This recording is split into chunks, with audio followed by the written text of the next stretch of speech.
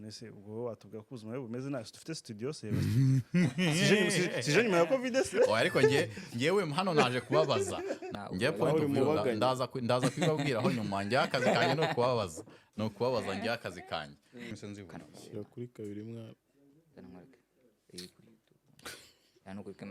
ubu ngubu tubonye ikindi gipororoje indi minota ndazivunya ariko ziri bukora byanga byakora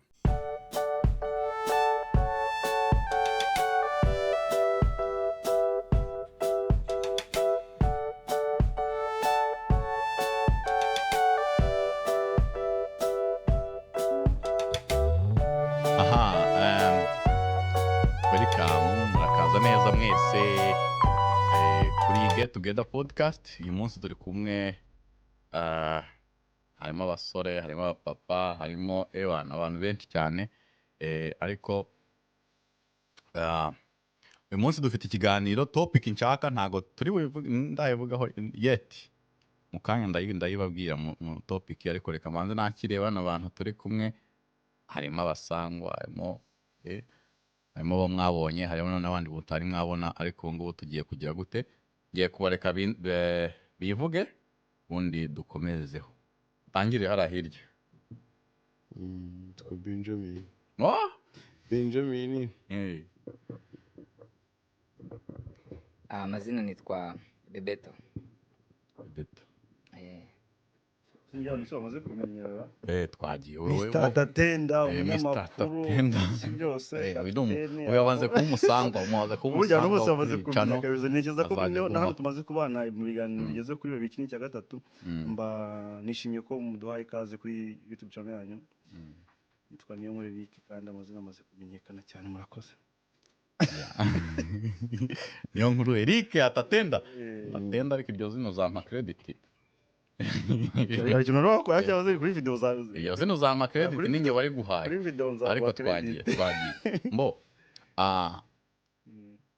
uyu munsi ntabwo nshaka gukora ibintu birebire sibyo nshaka gukora tuganire ku bintu bikeya cyane biri bigufi koko bitari bya bindi byo tuganira tugaprolonge ariko ko nagira ngo abantu abasore cyane abasore abantu b'abagabo b'abapapa bamaze iminsi bakomplayininga ubuzima bumeze bute ese ni iki twakoresha kugira ngo twimprove life zacu ni iki twakora nk'abagabo nk'abasore ngo twimprove life zacu mu bikorwa nyine urumva Tere ku murongo cyangwa oya no ikatsinda nk'injira muri topic nk'ubusanzwe uko maze kuba umusanga hano mu rugo ngimba hano kuri YouTube channel Eric maze ndisanga aravuze kuvuga ngo ubuzima ngo burakomeye muri kino gihe bishobora kuvugwa n'abagabo abagore abana n'abasore n'inkumi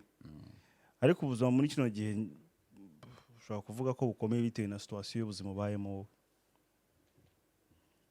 ariko buri muntu wese ntabwo bavuga ngo ari mu buzima bukomeye kuko abantu bari mu buzima bwa Breban ko mvuga buryoshye ibintu biraryoshye hari abantu bafite ubuzima buryoshye batumva ko ubuzima butize bukomeye mbere yuko bukomera bwegeze bworoha rya oya impamvu nari mvuze ngo ubuzima bitewe na situation y'umuntu ngiye aho ngaho ntabwo ndajya ku ruhande rw'umuntu bitewe na situation ndaza kuidefanda murakoze impamvu nari mvuze ngo ubuzima burakomeye nuko nkunda n'umuntu wese uganiriye nawe kumva se bite bya Imana imeze gute ubuzima bumeze butaka avuga ati wapi Imana akigenda ibintu bimeze nabi murabona muri iyi minsi mbega kuva irangwara ngo ni covid yavamo Mana abantu bose usanga bavuga ati meze nabi imyaka yose ishize meze kurusha mbega mbere kumva abantu barevugaho mbere umuntu ntawo gusubiza umuntu wese amubaje ngo ntakigenda ntigute bitagenda se imbere ho ntago baganyaga oya mbere ntago baganyaga nk'ubu ngubu abantu baraganya cyane ahubwo ngiye ahubwo dore icyo mbona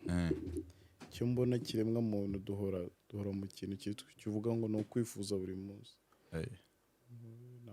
naho ubundi ubuzima ngiye uko mbibona nta rimwe bwigize bworoha nta na rimwe ahubwo bwigize bunakomera uko niko ngiye mbibona ko right now ushobora kuvuga ati uri mu buzima bwiza ko yakuri kubona uri guseka urasohotse igitumye urakara uravuga ati ninoze byebona ko ubuzima bugenda umanuka buzamuka ubwo rero nibwo buzima tubayemo there is nothing you can do about it.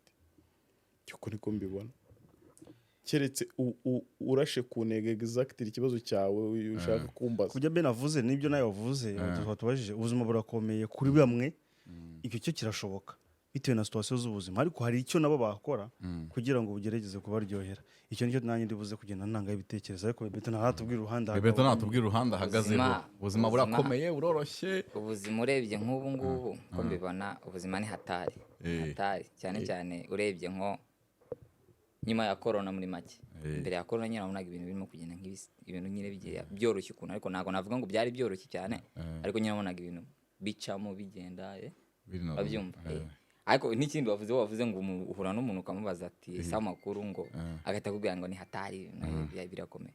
Njye nta muntu nahura nkamubaza ngo amakuru akambwira ngo ni hatari. Abantu bose uramubaza ati ese bimeze bite? I'm fine, left and right in fresh, ariko nyine kaba ifite utubazo nyine hirya no hino.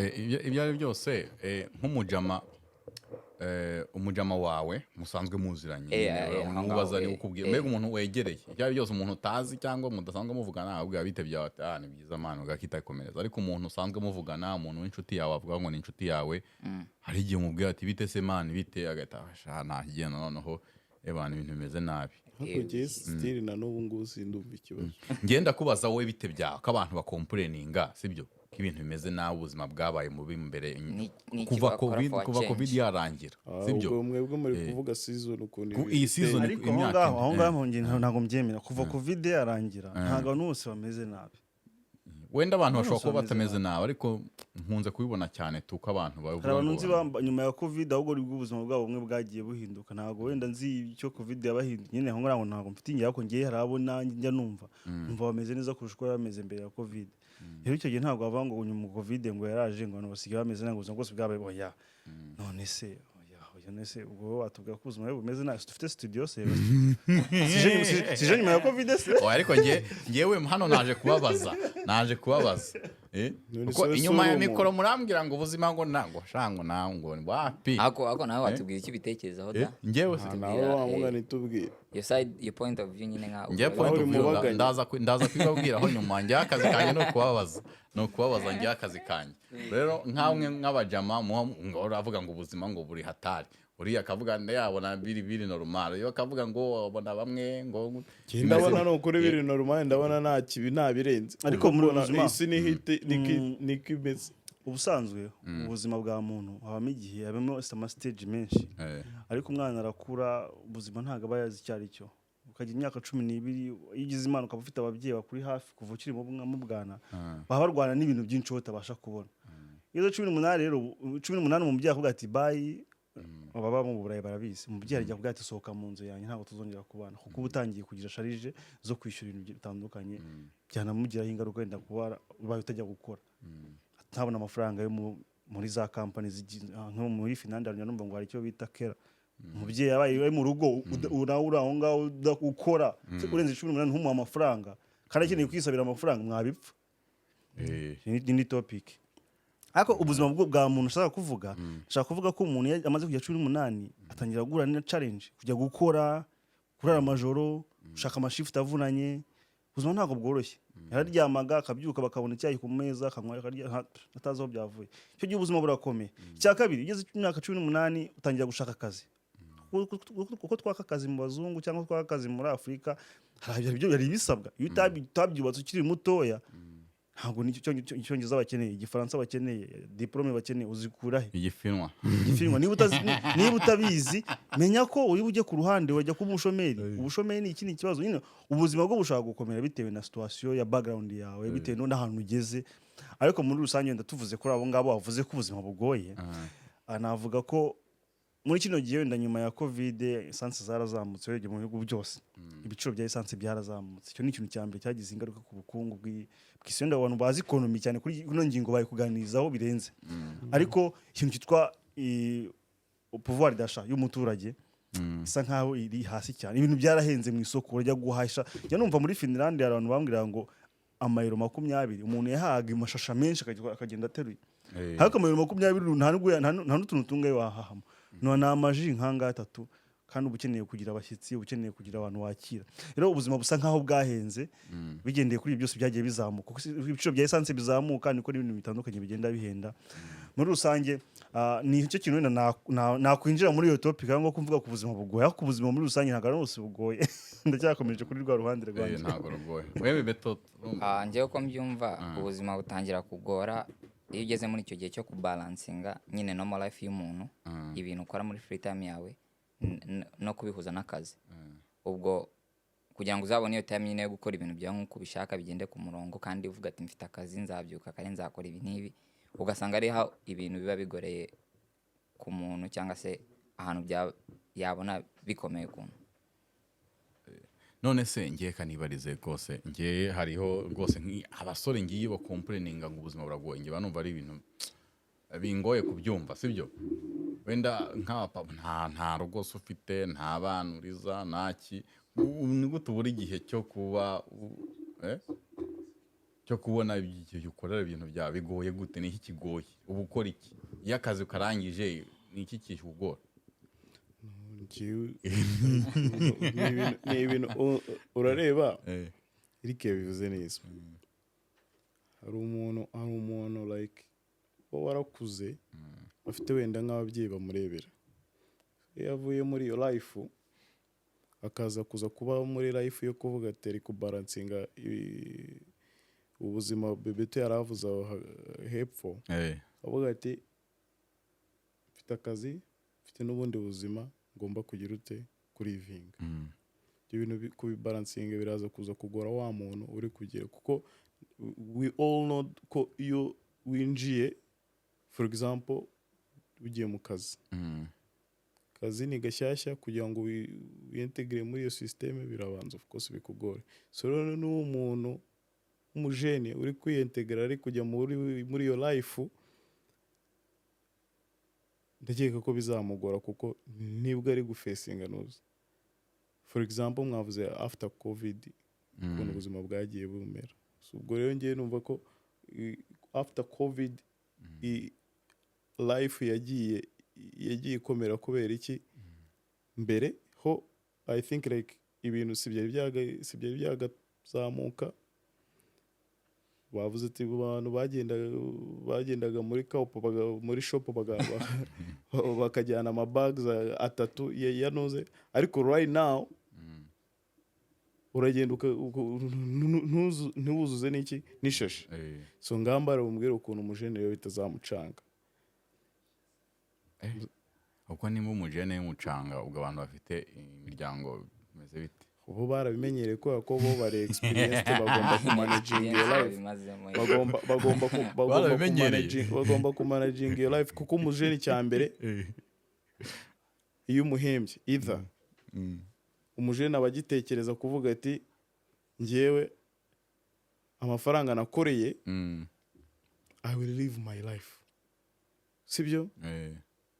Nta muntu w'umupapa ufite abana, for example wenda suri gutanga urugero kuri Eric, ntabwo Eric azagenda agura urukweto ruhenze azi ko umwana we nta mata ari muri firigo.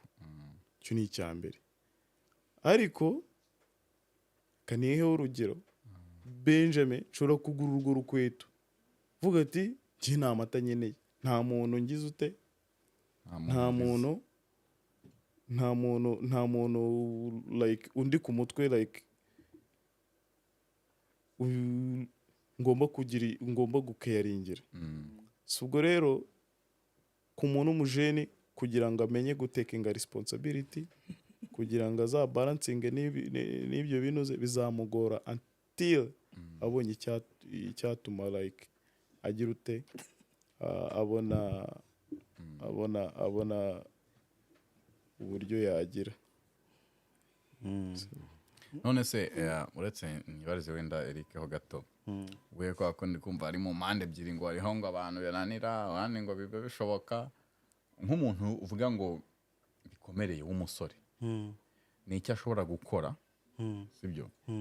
ngo ubuzima bwe nyine bujye mu murongo, kuko burya hari imyaka umuntu ageramo agatangira kujya akora ngo abe seriye mbega ku buryo n'ejo bundi yazakubaka n'urugo akagira gute, kandi agomba kuba ari stable mbere yuko yagira gute yubaka urwo rugo.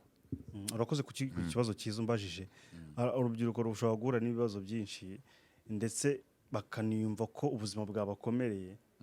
Ikibazo gishobora guturuka kuri we cyangwa kuba atarabashije kubona umuntu wamwigisha ngo amwereke inzira nziza yagakwiye gukora mu gihe cyacyo. Ushobora gusanga nanone ufite ibigare bidagufasha, bitagira ikintu bigufasha, ubwo muganiramo urumogi mugira gute n'isuguri mu gute ubuzima tuzakugora. Hakubaye ufite abantu bakwigisha. Ngiye nguye nk'urugero kuri ngiyewe, nkigira imyaka 18 nagize amahirwe yo kuganira n'abantu bakuru gusa, hagira urungano rw'abajene tuganira, bagazanga mfite abantu b'abapapa tuganira ibintu bindi bisi. Niyo mpamvu fana Arsenal ntabwo ari cyo kibazo, ntabwo ari cyo kibazo. Tugenda nari nkuyobya. Iyo ni topic. Ntabwo nkuyobya, Ni mu rugo nzakomeza kumfatirana. Nshatse kuvuga nyine mba nagiye mbasha kugana abo bantu, nagize amahirwe yo kugana n'abantu b'abagabo bakambwira story life uko ugomba kwitwara mu gihe cyacyo, ugomba kugikora. Hagira umwanya wo kugana n'abajene tukajya aho duhurira n'ibyo tuganira. Rero ushobora gusanga umusore abari mu bantu bamufasha kunywa urumogi, bamufasha kugaspia. Iyo yakoreye nayo make wakoreye ugasanga uri muri ntabwo uri kuyakoresha neza. Life irimo irakomera, kandi life iki gikeneye ku savinga, keneye ko wirinda ingendo zitateguwe, keneye ko ugira target. Ese after this year umwaka utaha mfite iki? Ese umwaka utaha mfite iki?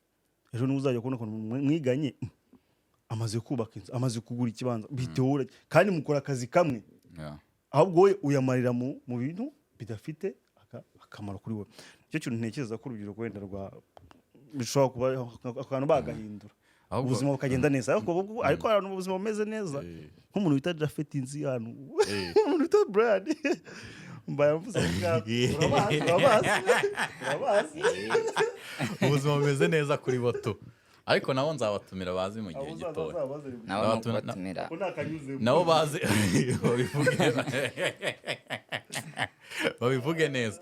Ariko noneho ntagiye aho ngaho ahora ubuze ngo bangiza amafaranga. Hari igihe nkubona nk'umusore yaba atanga iryo taba, ariko nanone akagira ikintu cyo kwangiza ubuzima bwe, cyangwa se akaba afite ukuntu asesa amafaranga ye cyangwa agira gute. Kuko nk'urugero nago hari umusore nzi, sibyo, uwasevingaga amafaranga pe, noneho afite n'umugirlfriend we amuplayinga game, aramubwira ati urabona mfite akazu kanjye hari nkodesha 1000, araza umugirlfriend we barabana. Amaje kubana akajya mwishyuza 500, umugirlfriend nawe akajya yishyura 500 ya rent. Umukobwa washize nk'imyaka nk'ibiri aza gucekinga sinzo kuntu yarebye ntuza haje ipapuro nyine by'umuriro n'iki byose, harimo arareba asanga inzu ni y'umuhungu. Nyine uwo muhungu niwe nyiri inzu, nta rent yishyuza, uwo mukobwa nawe amwishyuza rent. Urabyumva? Nk'abakobwa rero hari nk'abasore babana n'aba girlfriend babo, ni ibintu muri iki gihe bimeze nk'ibintu bigiye biza bisanzwe. Urumva? Bimeze nk'ibintu mu bihugu by'Iburayi ni ibintu biri kuza bimeze nk'ibisanzwe. Ariko urumva nk'uwo musore urumva nk'uwo musore aba yamugize umugore. Urumva uwo musore aba ameze nk'uwamugize umugore, sibyo? Bameze nk'abana mu nzu, ariko mu by'ukuri atari iki, nta masezerano ariho. Abasore wababwira iki? Iyo n'indi topic, ariko numva ni bwa bintu ntabwo buriya ntirirwa ninjira mu gusa nabagira inama nziza gutubana na girlfriend wawe. Ikintu ubundi bimeze bite, bishingiye ni cyo kintu gituma ubaye nawe. Ntabwo nshaka gutangira gusesengura ndi hasi yatunti yawe hano buri munsi, ariko ntabwo ngo bitarinjira muri duel ya danje. Birasaba ko tubanza tukayisasira, ntabwo ahita bisesengura. Gusa nyine niba ubaye na girlfriend wawe akabusanze ni ikintu nge ntabwo nabasha kugisobanura. Wewe banza wibane ubashe kubanajinga ubuzima, ugizagira igihe cyo gutunga umuryango mu buryo bwe busobanutse. Icyo kintu nabagiramo inama. Impamvu nari mvuze gutyo nuko ngiye hari abasore benshi nagiye mbona, sibyo, cyane cyane bene bambwira ngo ubuzima burakaze. Ubuzima burakaze, ngasanga ubana na girlfriend wawe naho bipfira, naho byapfiriye. Wewe nkawe Beto, kuki umwana n'aba girlfriend bayo biti? Ibyo ni ibintu ntakora, ariko naguha nk'urugero. Nanjye mfite umufriend umwe wanjye wakoze ibintu nk'ibyo. Bavuga ko impamvu babikora bo ku bwabo ni ugusevinga amafaranga. kandi ariko mbona bayasesa. oya avuga ati mba mu nzu y'igihumbi se nimba duciyemo kabiri mu girlfriend akishyura 500 uriya akishyura 500 ko ari babivuze bo ko gutekereza kwabo bumva ko nyine barimo kwishyura make aho umwe yakabaye mu nzu imwe yishyura 800 uriya yishyura 800 bagahuza bakishyura aho bakishyura 600 turabyumva. Ariko njyewe icyo navuga ibyo ngibyo ntabwo nabitindaho cyane kubera ntago ari nk'ibintu nakora sinzi n'ababikora. uretse ko ari naho mu Burusiya yabo muri Finland naho mu Rusiya ibyo mu Burusiya bije gute ariko nibyo asanga mu Burusiya Ben afite experience utubwire experience uraza kubutubwira experience nabivuze ko inshuti ye wenyine we ubyiko atabikora cyane mwibukije ko inshuti ye ari yo muri Burusiya ntabwo ari muri Finland. ariko njyewe icyo navuga kuri icyo impamvu twe abasore cyangwa ubuzima butugora cyane ndahita mbigena nkuko byakabaye straight to living a life oya to living a sinabivuga pretending oya nagari pretending yes na pretending life naho wabivuga ariko standard tugerageza ku living aho nago ihuye n'ubuzima bwacu to living a higher standard than ubuzima bwacu. Nk'ubu gasanga nk'urugero ndahita nk'urugero rumwe nk'ubu gasanga umusore akorera nk'ibihumbi 2 ku kwezi ahembwa 2 nyine bakuyeho n'imisoro byose bakuyeho ari bwishyunze ya 800 ariko akagenda ugasanga umusore yitwaye mu modoka ndavuga imodoka kwa nzo usanga buri musore wese wa Finland afite imodoka ugasanga umusore arimo gutwara imodoka y'ibihumbi 50.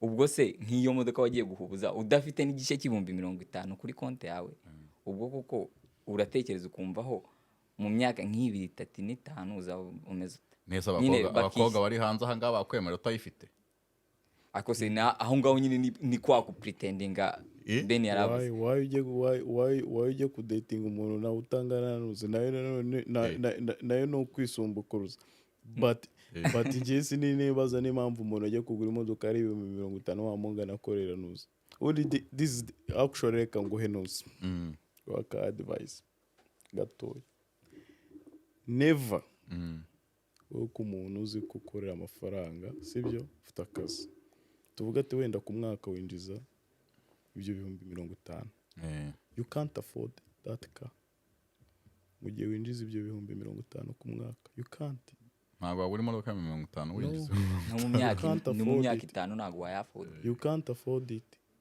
Imodoka ari wako affording at least ni imodoka ari 15,000 ko mbona abasore bazifite hano nawe ni kwago nyine ngo kwa mbaye no ku living a high life you can't afford imodoka nimba wewe niyo advice ndo ndatanga ujye ubara amafaranga wakwinjiza ku mwaka nubona amafaranga ati wenda ninjiza ibyo 50,000 ku mwaka ntuzigire na rimwe ugura ikintu gikostinga ayo mafaranga cyangwa gikostinga igice cy'ayo mafaranga because you can't afford it. Giye uko niko mbyumva ariko twatangiye gutanga inama kandi turi kundi inzira turi oya n'ubundi ni inama twatangire ku kibazo kandi nagira ngo mu kanya dusoze ntago nshaka ko bino bintu biba birebire nkuko natangiye mbivuga nagira ngo nyine tugiye dusoze ntabwo ko naga bimakaza urwana n'ibishatse byawe birebire oya ntago nshaka ko biba birebire cyo kiganiro cyo kurwana ari cyo kiganiro ubu nabaye mu politisi buriya iyo bibaye birebire episode y'ibindi kintu rero ikintu gihari ngiye navuga ari ijambo rero ngo byose turabyemera ko siko bitugira umumaro byose turabyemera ko siko bifitiye umumaro ijambo rirahagana yari ninza mfite Bibiliya nje kwigisha icyo gihe nzagusomera tubaze Fisto nzagusomera hano mfite Bibiliya ariko ikintu gihari ku rubyiruko nshatse kubwira kuba ufite hari ibyo ufite bigufasha kuba ubuzima bwawe bumeze neza ntibikwemerera kubaho ubuzima burenze ntibikwemerera gukora ibintu nyine bidahwitse nizo wayi nimba yafite amafaranga nabwo si nyine kwa kundi wishora mu bintu byinshi niko bizarangira uvuga ubuzima burabishye kandi ufite sources zirimo ziragufasha kubaka ubuzima ngiye cyo naho urubyiruko inama bagerageze kugira inshuti nziza cyo ni icyambere bagerageze kugira target bagerageze kugira tuvuge niba afite nk'akazi agerageze kureba uburyo yagakora agasevinga kuko igihe abonye amahirwe yo kugira akazi asevinge mu gihe akiri umusore cyane asevinga icyo kintu, asevinga icyo kintu, n'umuntu akizi akige w'umujene asevinga, kuko ibibazo byose waba ufite kuri nose ushobora kugerageza, iyo udafite Imana ni ikindi kibazo, ariko iyo ufite Imana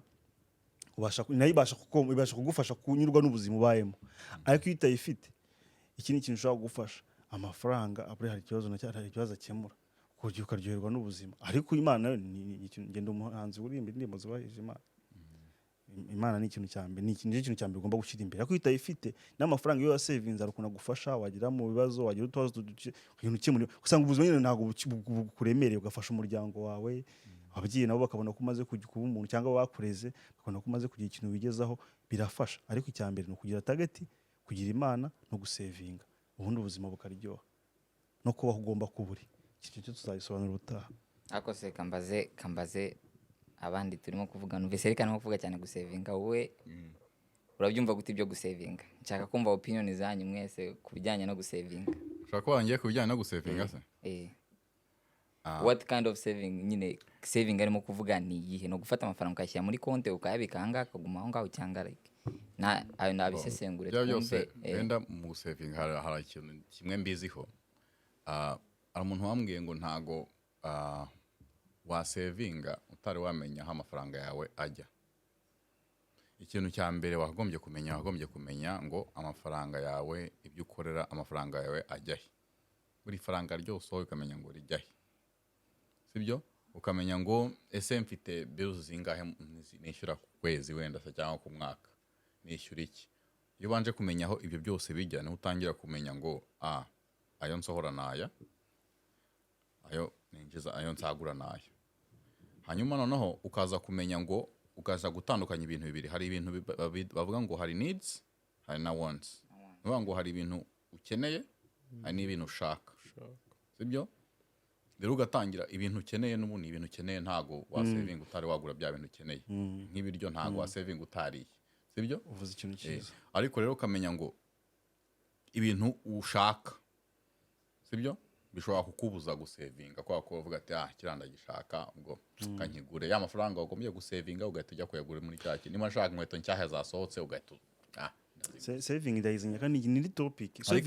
Ni topic, ariko nanone usevinga no gusevinga mu bikorwa remezo, nta gusevinga amafaranga kuri konti. Kuri konti nabyo n'ubundi buryo wasevinga kuri konti, ni iki kiganiro banki ikakungukira, ni ibindi bintu byinshi. Ariko gusevinga ni uburyo bwinshi. Ushobora gusevinga mu bikorwa remezo bizakungukira after mu myaka runaka, ushobora gusevinga kuri konti banki igikungukira mu myaka runaka, ushobora gusevinga mu bantu mu bundi buryo. Nyine hari uburyo saving ni topic, gusa nyine urubyiruko rugomba kubyiga, gukanguka. Ubuzima bw'ikintu bisaba gukanguka. Sevinga mu bantu kwizigama, nuvuga ngo gusevinga mu bantu ni iki? Nuvuga ngo reba nkugurije tukajyana amasezerano, hari se ufite nka company runaka, hari ibintu bishoboka. Sevinga mu bantu nyine bishoboka company nkande. Eric ufite company mezite, iyo company nishoyemo nkagira ukuntu uzanyungukira mu myaka runaka. Ubwo iyo ni investment ntabwo ariko nayishobora kugenda mu buryo bwa savings bitewe n'amasezerano.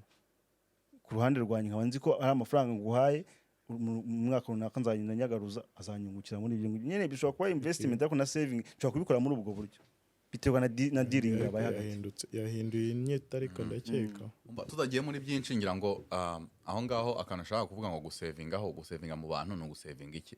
Nuvuga ngo inshuti wegereza ni inshuti bwoko ki? Inshuti wigirana ko no gusevinga. Nuvuga ngo nimba ninjya mu bantu bankura umogi bagira gute, nimba ndasevinga iki? Ntago ndi gusevinga. Ariko ninjya mu bantu bazi ubwenge, ngiye mu bantu basoma, ngiye mu bantu bazi ngo bakora iki, nimba ndasevinga iki mu bantu, nimba ndiga kwiga nako no gusevinga, no kwizigama muri future yawe, ukamenya ngo abantu bangira nabo ni abantu bwoko ki. Ariko ntago reka ikiganiro wenda cyo kusevinga tuzakikora ubutaha, dushake n'indi topic n'ubundi, uko ibintu nshaka biba bigufiya. Reka tugire buri wese agenda avuga ntuza ya nyuma, sibyo? Avuga nyine kuri ikiganiro twagize cya tips z'abasore twahawe, cyane turi kuvuga ku basore kuko hano ibya byose numva nta bakobwa bahari. Wenda nawe wabaha ntuza tips cyangwa se advice ubishoboye. Ariko reka turebe nimba ufite advice waha umusore uvuga ati ibintu ndabona bikomeye, ni iki nakora ngo kugira ngo ubuzima bukunde bunyorohereho gakeya. muza ya nyuma tutangire kuri Wenda. Ben. njyewe nari nakivuze inama yanjye nari nayitambukije. Ikindi nakongeraho, uriya umuntu wese agomba kwimenya akamenya ati ndi muntu ki, si imbaraga zanjye nkeya ziri hehe. Iyo wamaje kumenya ahantu imbaraga zawe nkeya ziri biragufasha muri ubu buzima. Twagiye dukomoza kuri noze ikintu cyo kugira inshuti nziza n'ibiki byose, but njyewe hari ikintu ntajya agira ubundi hari ukubwira ngo ati nyereka inshuti zawe nkubwire uwo uriwe. Sometimes birafasha, ariko nanone ugomba kubanza kwisobanukirwa ko ndi umuntu wagiye ugira inshuti nta kwita ko atari nziza, ariko I wouldn't say that nabaye nkazo. Ubwo rero all I'm saying, banza umenye ahantu imbaraga zawe nkeya ziri. Nubona ko imbaraga zawe nkeya ziri muri izo nshuti zawe zishobora kuba zikuganjije kuba zaguhindura, duso uzihungire kure, ariko ubwawe wabanje kwimenya. Naho indi nama yo nari nayitanze. Bebeto njyewe ku ruhande rwanjye uko mbyumva nk'abasore ni ugukora cyane, hard work niho byose bitangirira. Hanyuma ikindi nk'uko mwese mwagiye muvuga, kugira inshuti nziza no kurivinga nyine ubuzima buhwanye n'ibyo ukeneye nyine, muri make utarivinga that high cost life. Hanyuma ikindi navuga nuko twese twibanze ku kintu cy'amafaranga, saving, ibyo gukora bla bla n'ibindi, ariko hari n'ikindi kintu, hari ntabwo twese ari ukuvuga ngo dufite ibibazo by'amafaranga. Hari umuntu ufite ibibazo ariko atari ikibazo cy'amafaranga, of course afite n'ibibazo by'amafaranga ariko atari byo bimubabaje cyane, afite utundi tubazo mu rugo. Aho ngaho ukuntu nyine icyo twe nk'abasore twabikora no guhavinga social life, nyine meet with the guys, mukora ibyo mukora, muhavinge fun, mukora ibintu nyine bitandukanye. Ikibazo kigeze shaho ugira ngo abaganoze si babaye basandara. ibyo bintu mu bireke eri uramubona ibintu baba kuri kutwita. Reka tubyihore, iyo ndirimbo nzayisibisha kuri YouTube. Muri rusange Bebeto yarabivuze neza nuko yahise agarukira hafi. Ufite ikindi kibazo kitari cy'amafaranga, njyewe numva ko urubyiruko ntago mu muryango wawe ubamo, ntago mu nshuti zawe ufite zose z'abantu bose wabura umuntu ukugira inama. Ufite ikindi kibazo cy'ubuzima busanzwe butari amafaranga, ntabwo wabura umuntu kugira inama ati kora gutya. Niyo umujama wa mugenzi wawe ati ngo tungwana urumogi, ariko musaza kanguka hano, arabikubwira pe, arabikubwira. Ngenza batipe no kubivuga nkawe arimo kuvuga muri experience, ari ibintu yanyuzemo nakomeza tubwire. Nigeze kuba n'abajama basomaga ku tuntu dutandukanye, no mutipe mwaganira akakubwira bikagugira inama pe, ariko ugasanga ejo niwe birukanye muri classe yahagaze muri effect twarahagufashe afite suzi mu ntoki. Suzi ni inzoga za kera zo mu ducupa nzamuritura za soroduwire.